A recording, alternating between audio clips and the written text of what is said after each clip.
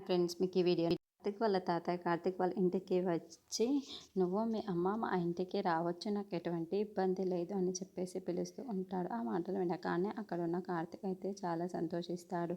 ఇంతలో అక్కడున్న దీపని చూసి దీపని కూడా ఇంటికి తీసుకొని రావచ్చు కదా తాతయ్య అని చెప్పేసి అంటాడు.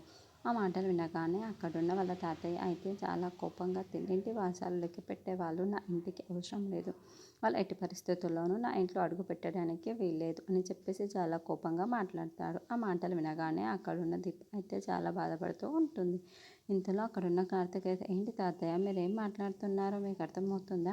తిన్నింటి వాసలు లెక్క పెట్టే మనిషి దీప ముందు మీ కోడల్ని కాపాడింది, అలాగే మొండకక్క నిన్న నీ మన్మరాల్ని కాపాడింది.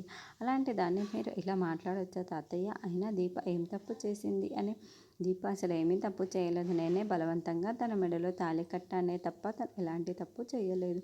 తనకి తోడు నేను స్పృహలో ఉండే దీపం మెడలో తాళి కట్టాను. నాకు దీప అంటే ఇష్టం ఉండే తాళి కట్టానే తప్ప ఏ తప్పు బలవంతంగా తాళి కట్టినట్టు కాదు అని చెప్పేసి అంట. ఆ మాటలు వినగానే అక్కడున్న వాళ్ళ తాతయ్య కార్తీక్ని చూస్తూ ఉండిపోతాడు. ఇంతలో అక్కడున్న కార్తీక్ మాత్రం, తాతయ్య వస్తే మేమందరం కలిసి వస్తాం, లేదంటే లేదు అని చెప్పేసి అంటాడు. ఆ మాటలు వినగానే అక్కడున్న వాళ్ళ తాతయ్య అయితే, ఏం మాట్లాడుతున్నావురా నువ్వు? మిమ్మల్ని నేను పిలవడానికి వచ్చాను, మీరే రానంటున్నారా అని చెప్పేసి అడుగుతూ ఉంటాడు. నువ్వు మాటని తిరస్కరిస్తున్నావా కార్తీక్ అని చెప్పేసి చాలా గట్టిగా అడుగుతాడు. ఇంతలో అక్కడున్న కార్తీక్ అయితే దీప భుజం మీద చేయి వేసి, మరి దీప నా భార్య, దీప ఎప్పటికీ నా భార్య, అలాగే శౌర్య నా కూతురు, వాళ్ళిద్దరిని విడిచిపెట్టి నేను ఎట్టి పరిస్థితుల్లోనూ మీ ఇంటికి రాలేను అని చెప్పేసి అంటూ ఉంటాడు.